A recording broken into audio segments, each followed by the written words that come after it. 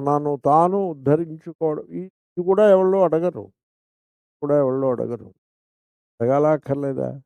కాబట్టి శ్రీకృష్ణుడిని అర్జునుడు కాళ్ళు పట్టుకుంటే శ్రీకృష్ణుడు నేను నిన్ను ఉద్ధరిస్తాను అన్నాడా? లేదు. అరే లేచి నిలబడు, నీ కర్తవ్య కర్మలు నువ్వు చెయ్యి, నీ డ్యూటీ నువ్వు చెయ్యి, నిన్ను నువ్వు ఉద్ధరించుకో అన్నాడు. అంతే తప్ప నేను నిన్ను ఉద్ధరిస్తానని అన్నాడా? ఒక కుర్రాడు నా దగ్గరికి వచ్చాడు. ఎంఎస్సి ఫెయిల్ అయ్యాడు. ఎంఎస్సి 2 ఏళ్ళు ఉంటుంది. సెకండ్ ఇయర్ ఫెయిల్ అయ్యాడు. సెకండ్ ఇయర్ కూడా పాస్ అయితే ఏదో ఉద్యోగం వస్తుంది. అప్లైడ్ మ్యాథమెటిక్స్ ఉద్యోగం వస్తుంది. పాస్ అయితే డిగ్రీ ఏదో ఉద్యోగం సంపాదించదు. గవర్నమెంట్ రాకపోయినా ప్రైవేట్లో వస్తుంది. నా దగ్గరకు వచ్చి ఏడుస్తూ నేను చెప్పాను, అరే ఏడిస్తే ఏమవుతుందా? అంటే మీరే నన్ను ఉద్ధరించాను. నేనేం ఉద్ధరిస్తాను రా నిన్ను? నేను నీ పక్షాన వెళ్ళి నేను పరీక్ష రాస్తానా ఏమి? ఓ పని చేయి, ఫెయిల్ అయిన దాని గురించి దుఃఖించడం మానేయి, ఇంటికి వెళ్ళిపో, మంచి విద్యార్థిని కలుసు, ఎక్కడ పాఠాలు బాగా చెప్తున్నారో మీరు అక్కడ ట్యూషన్ పెట్టు, 6 మాసాలు ఆ, మనవి కాదనుకుని ఆ మ్యాథమెటిక్స్ అయిపోయి 6 మాసాలు కష్టపడు. తర్వాత భవిష్యత్తు మాట ఆలోచిద్దాం. ఇప్పుడు భవిష్యత్తు గురించి ఆలోచించు.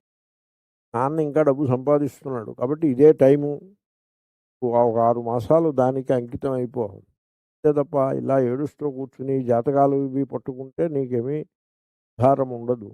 అది కాదు, నా చెయ్యి చూడండి అంటాడు. చెయ్యి నేనేం చూస్తాను?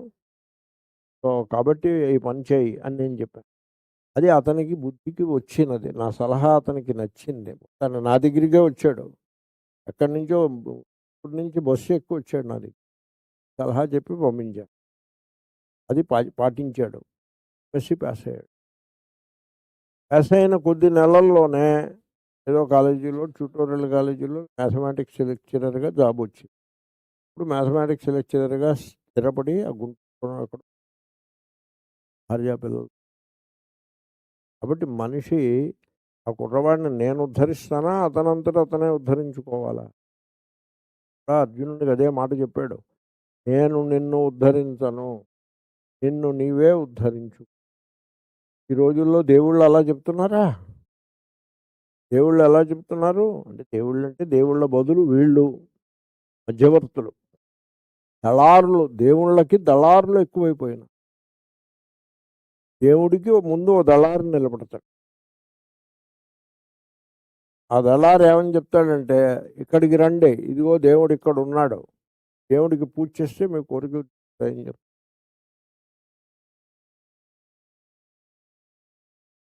People go for it. జ్ఞానంతో శ్రీకృష్ణుడు చెప్పచ్చు కదా అర్జునుడిని, రే నువ్వు ఏడుస్తావు ఎందుకు? నువ్వు యుద్ధంలో నెగ్గడం ఖాయం. నేను నీకు హామీ ఇస్తున్నాను, నీకు రాజ్యం వచ్చేస్తుంది, ఆ శత్రు సైన్యాన్ని నేనే మటాష్ చేసేస్తాను, హాయిగా విశ్రాంతిగా ఆ రథంలో కూర్చొని నిద్రపో అని చెప్పచ్చు కదా. అలా చేయొచ్చు కదా. చేయలేదు. నువ్వు నెగ్గుతావనే నమ్మకం కూడా లేదు.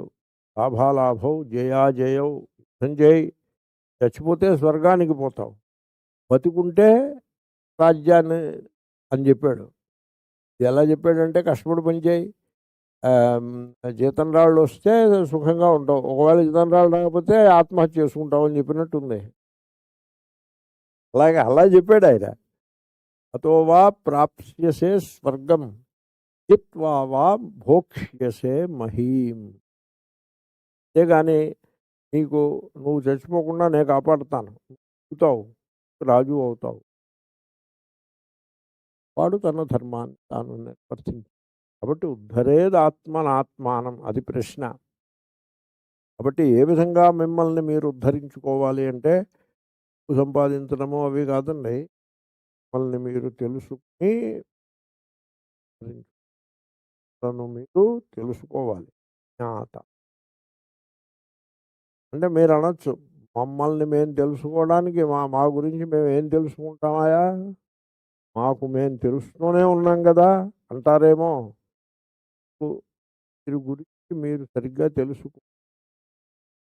ఏదైనా తెలుసుకోవాలనుకోండి, ఎలా తెలుసుకోవాలి? ఇప్పుడు ఉదాహరణకి ఇదేమిటి? ఈ ఫ్లాస్కు ఇది ఎవరు తయారు చేశారు? దీంట్లో ఎన్ని నీళ్లు పడతాయి? అదంతా తెలుసుకోవాలంటే ఎలా తెలుసుకోవాలి? దానిని లోతుగా పరిశీలించి తెలుసుకోవాలి. అదేవిధంగా మనిషి తనను తాను తెలుసుకోవాలంటే ఎలా తెలుసుకోవాలి? తనకేసి తాను పరికించి చూడడం మొదలుపెట్టాలి. కదా! కొంతమంది ఎలా ఉంటారంటే ఊళ్ళో అన్నీ తెలుస్తాయి. ఇంట్లో ఏమవుతుందో తెలీదు. ఊళ్ళో కథలన్నీ తెలుస్తాం. ఇంట్లో ఏదో ఏదో ఉంటుంది. ఏదో ఊళ్ళో పల్లకీల మోత, ఇంట్లో సామెత. ఆ విధంగా కనుక ఊళ్ళో అంతా తెలియడం కాదు, తనని తాను తెలుసుకో. ఎలా తెలుసుకో? తనని తాను పరిశీలించి సరిపడు తెలిసిపోతుంది. ఏదైనా సరే. దీనికోసం డిగ్రీలో ఇవి చదవక్కర్లేదు. ఇదేమిటో తెలుసుకోవాలంటే దీన్ని జాగ్రత్తగా దీని అడుగున మ్యానుఫ్యాక్చరర్ ఉంటాడు. ఇదేంటి ఫుడ్ ప్యాకెట్ ఉందనుకోండి, ఇది ఎంతవరకు ఉంటుందంటే జాగ్రత్తగా చూస్తే ఎక్కడో స్టాంప్ ఒకటి ఉంటుంది. అక్కడ బెస్ట్ బిఫోర్ అని ఏదో డేట్ ఉంటుంది. అంతవరకు మనం వాడుకోవచ్చు. అలా పరిశీలిస్తే తెలుస్తుంది. ఆ విధంగా మీరు పరిశీలించే కొనుక్కుంటున్నారా ఫుడ్ ఐటమ్స్? లేకపోతే ఏదో వాడు ఇచ్చాడు మనం పుచ్చుకున్నాం అన్నట్టుగా పరిశీలించాలి. అలాగే తనను తాను పరిశీలించి మానవుడు తన స్వరూపమును తాను అరయవలెను. జగత్తు గురించి కంగారు లేదు, దేవుడి గురించి అసలే కంగారు లేదు. దేవుడు మీ లోపల ఉన్నాడేమో ఆ సంగతి మరిచిపోయి ఊళ్ళన్నీ వెతికితే ఏమైనట్టు? కాబట్టి హిమాలయాల్లో దేవుడు ఉండడు. మరి హిమాలయాలకి వెళ్ళడం ఎందుకంటే హిమాలయముల యొక్క ప్రకృతి శోభను దర్శించడం కోసం హిమాలయాలకు వెళ్ళడం. దేవుణ్ణి చూడడం కోసం మీరు హిమాలయాలకు వెళ్ళక్కర్లేదు. దేవుడు మీ లోపల ఉంటాడు. అలా కాదని హిమాలయాల్లో ఉంటాడని మీరు వెళ్తే అక్కడ మీకు కనపడ్డు. ఇక్కడ ఇంకేవో కనపడతాయి తప్ప దేవుడేం కనపడ్డు. కాబట్టి తన స్వరూపమును తాను పరికించి తెలుసు.